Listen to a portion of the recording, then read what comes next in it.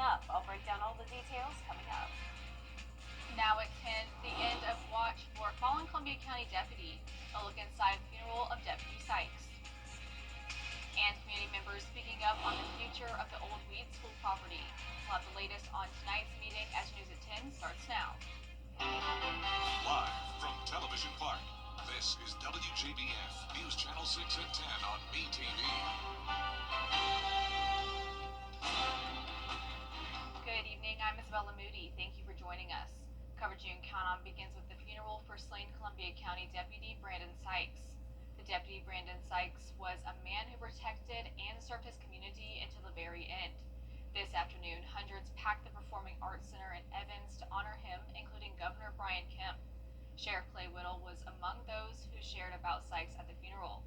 So did Sykes' brother, giving us more of a glimpse into the kind of man he was behind the scenes.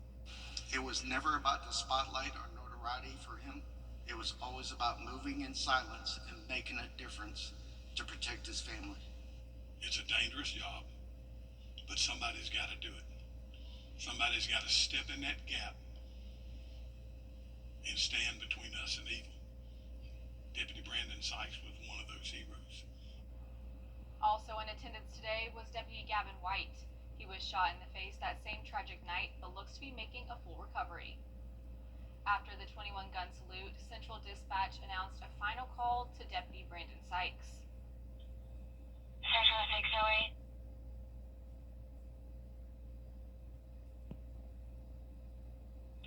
Central 608.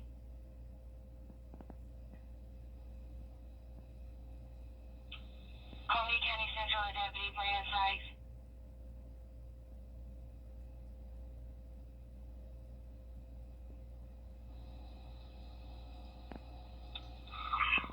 One to Central. 608 is out of service.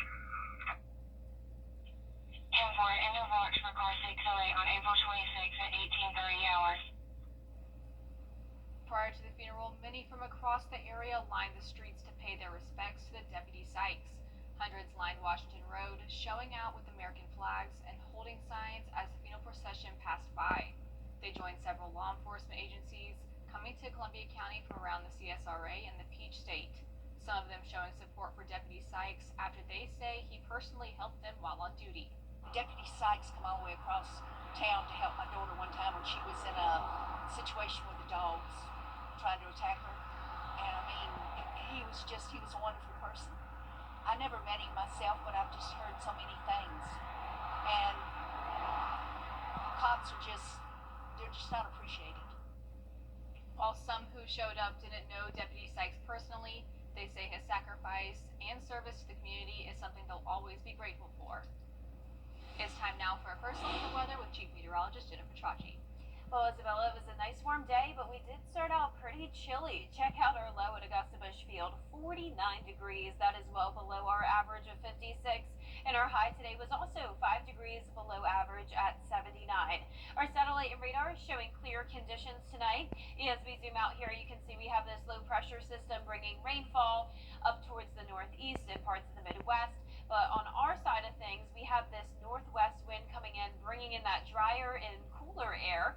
Out towards the west, we have another low pressure system forming that's bringing rain across Texas and Louisiana, and this will eventually be our rainmaker as we go into the middle of this week. But right now, things are clear and dry. We're sitting in those low to middle 60s, 66 in Allendale, 65 in Evans, Swainsboro at 64, 61 in Sylvania, 66 in Wrightsville, and 63 in Lincolnton.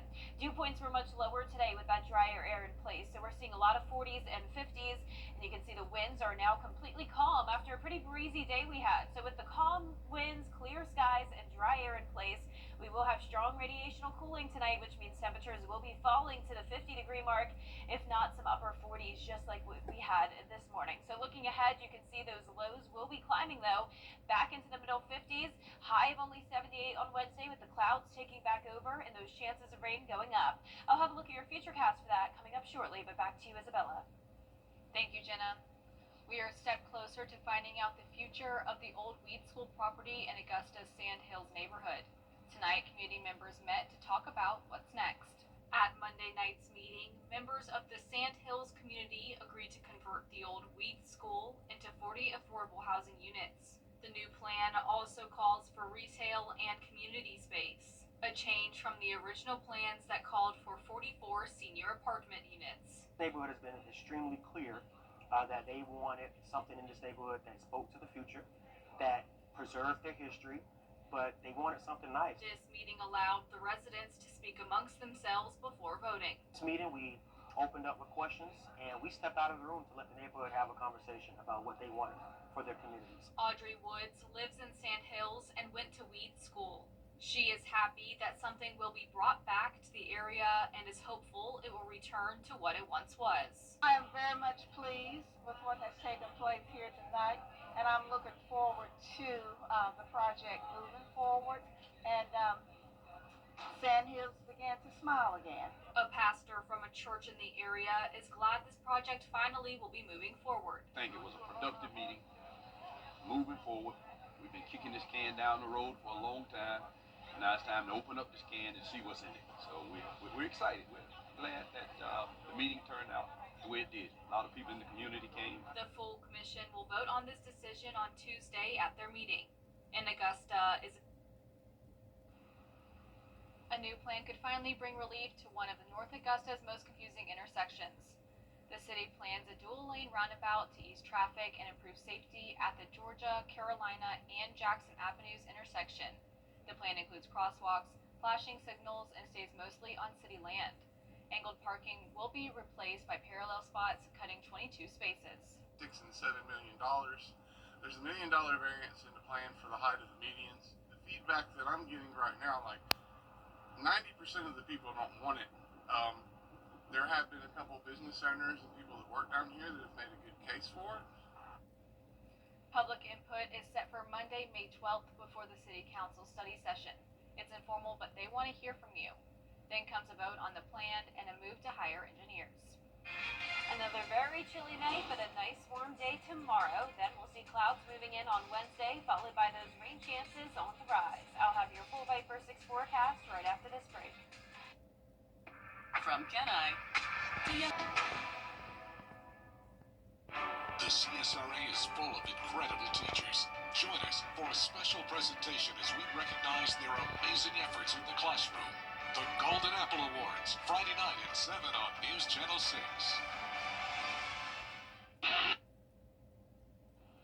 Now, your most accurate forecast with WJBF Live Viper 6. Welcome back. I want to start out with a special shout out to Meriwether Elementary School over in Edgefield County. I spoke with this awesome group of third grade students last Friday, and they were so excited to learn all about the weather, and they did a great job presenting their own forecast at the end of the presentation. So thank you so much to Meriwether for having me, and I look forward to coming back again next year. Speaking of school visits, I'll also be at Education Day tomorrow over at SRP Park. Around 10 a.m. until 1 p.m. I will be doing an on-field presentation, the first pitch, and I'll have my weather booth with the classic tornado in a bottle and the weather station that I bring to all my school visits. So I hope to see you and your kiddos there tomorrow morning. Speaking of SRP Park, things are looking great for tomorrow. Last year when I was at Education Day, unfortunately, there was this light rain throughout the game, but for the game tomorrow against the Hickory Crawdads, you really can't beat it. We're going to see mostly sunny skies, and temperatures will be warm, but not too warm. We're getting to 80 degrees at the 1 o'clock hour. Now, around the CSRA right now, it's feeling pretty cool out there, especially up in Wilkes County. We're now down to 57 degrees, but 67, 10 degrees warmer in Waynesboro, 62 in Aiken, and 64 in Swainsboro. You can see clear skies across the majority of Georgia and South Carolina.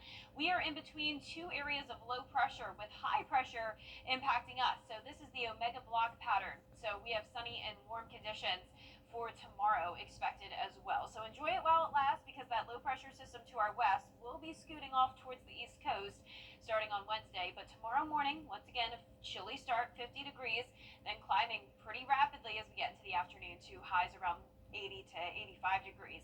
Rain chances are on the rise. A few showers possible Wednesday, then a higher chance of rain and maybe a few thunderstorms on Friday. So let's break it down here on our feature cast. Now, if you were watching the shows earlier, we were seeing a lot more rain throughout Wednesday, and I was telling you it was just going to be a light rain.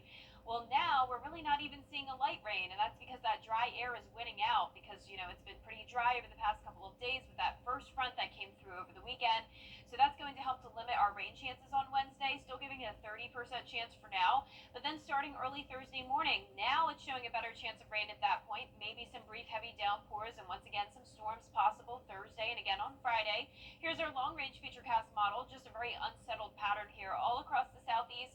We'll have a series of fronts coming through with low pressure eventually forming here off the coast, and that'll really determine how much rain we see as we go into Mother's Day weekend. That'll be the location of that low that helps to determine that. Our latest model runs are showing a wetter setup this weekend. It really just keeps going back and forth. It's possible that this weekend could be completely dry. It's also possible that it could be a washout, but usually the answer lies somewhere in between. So that's what I'm going to go with, just around the 40% chance of rain this weekend. Potential rainfall over the next 7 days. As of now, around 1.5 inches, but notice we're very close to where there will be more rain, around 2 to 2.5 inches. So it's possible that we could end up getting more. We'll keep you updated on this as we continue to fine tune our forecast. You can see the chance of storms as well Thursday and Friday. Next week, those rain chances go down and the temperatures go back up. But speaking of storms, spring is a time when severe weather can become more active here in the CSRA. And when storms are in the forecast, you see maps with different colors and risk levels. And to help us understand what those mean for our safety, here's meteorologist Miller Hyatt. Hello everyone, meteorologist Miller Hyatt here, and when we talk about severe weather, you often see us show those colorful maps from the Storm Prediction Center and talk about the risk levels. But what do those categories really mean? Let's break it down here for you so you can stay safe during severe weather season. So starting off with the lowest level, that is level 1 marginal risk, which is shaded in green.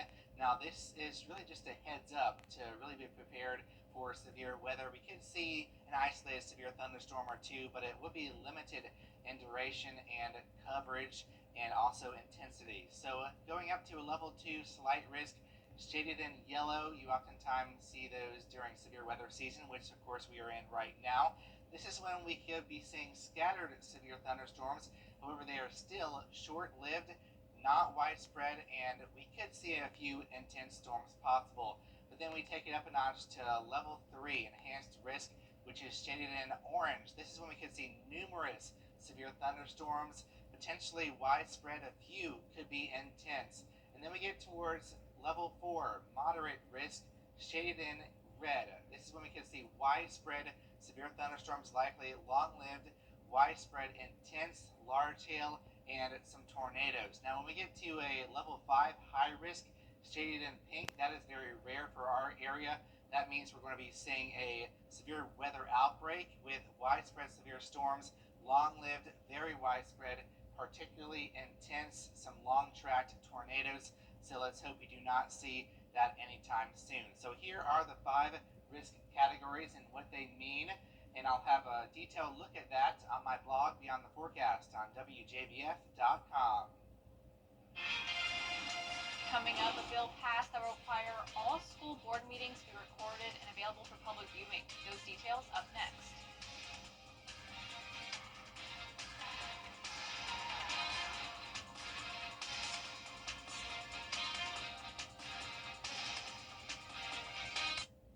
The News Nation Town Hall.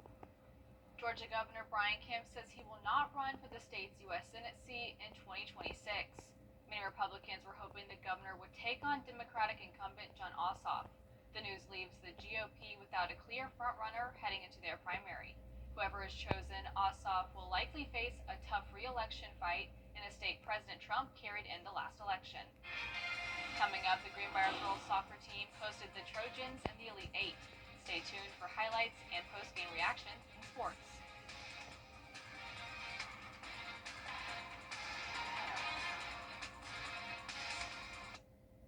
Every day, ordinary people in the CSRA do extraordinary things to serve our community. Each month, News Channel 6 recognizes these outstanding volunteers with the Giving Your Best Award. Do you know an everyday hero who goes the extra mile to help others? Nominate them for the Giving Your Best Award by visiting WJBF.com and filling out the entry form. Sponsored by Science Co., Piedmont Augusta, Security Federal Bank, and News Channel 6. The death of a loved one. Now, WJBF sports coverage you can count on.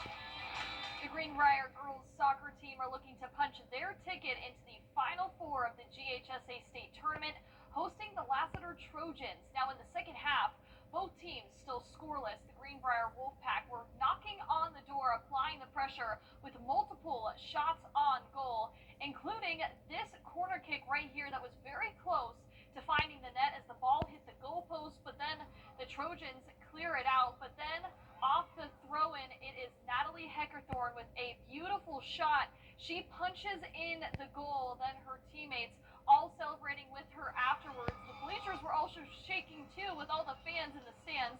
The one goal though, just enough. The Wolfpack hang on to beat Lassiter 1-0, moving on to the Final Four in the state tournament. I really do think this game was a big test for us to see what we were really capable of. I mean, we played good teams in the rounds before and in the season prior, but nothing like today. And when we came into it, we were nervous, but we knew we had the talent, and we just had to showcase it, and got to do it again going forward. They've been fighting all year long.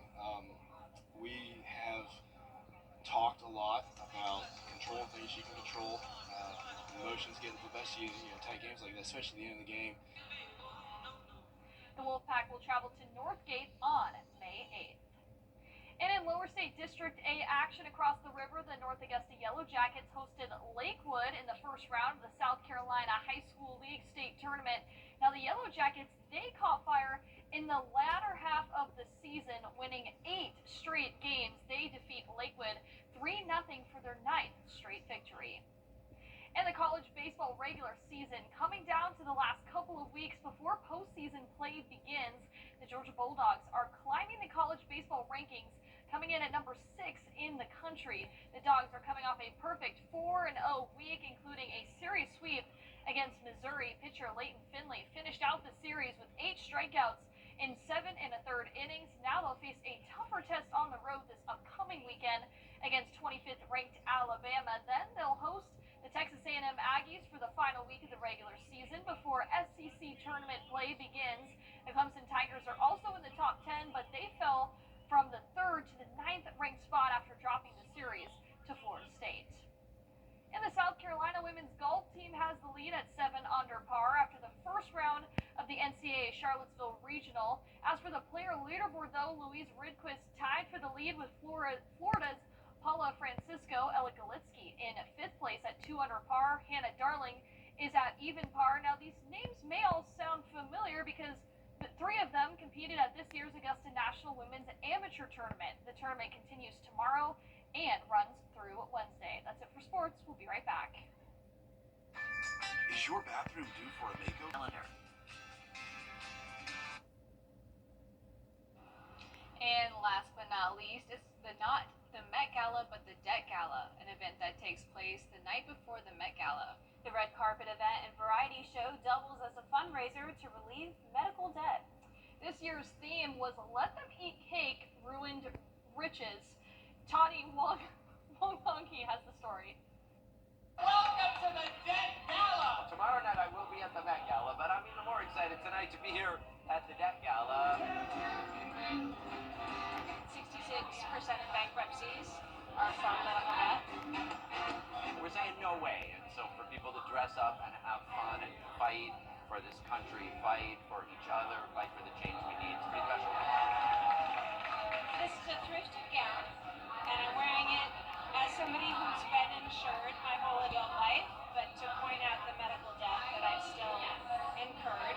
I had 2 Achilles surgeries, and physical therapy, and it spanned 3 calendar deductibles, so it was $18,000 out of my pocket.